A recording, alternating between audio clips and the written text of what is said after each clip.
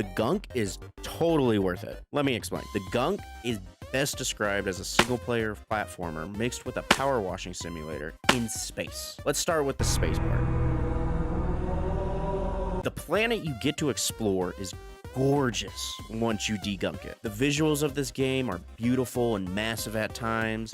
You get to explore valleys and caves all throughout this beautiful alien planet. You even get to interact with the wildlife and some cutscenes. When you get deeper and deeper and deeper into the story, the landscape becomes more and more stunning in both scale as well as visually. They also complement the story amazingly. Which brings me to my next point, the story.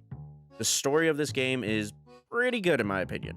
I'm not going to give any spoilers or anything, but it's pretty easy to follow as well as pretty fun to dive into. The game starts with clear character traits of both you, the main character, Rennie, I still don't know after playing through the whole thing, but you, who loves adventure and seeks excitement, and Bex, the kind of mean, more reality-driven pilot. They land on this planet seeking an energy source they can harness to pay off their space bills, which they're behind on, which is kind of weird, like, why are there space bills? Anyway, on your adventure for this massive payday, you find this weird stuff called Gunk that is infecting this planet, and once you give it the big suck, you clear out the area and the planet comes more and more to life.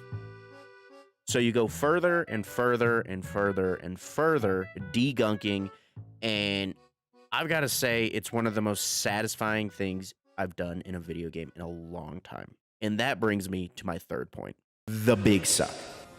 The big suck is what I call the main mechanic / objective of the game, which is using this mining machine to suck things in the world, whether that be upgrading materials, gunk, or enemies. Yes, enemies. This game has an amazing combat system, which is, you guessed it, the big suck. This game lives and dies by the big suck.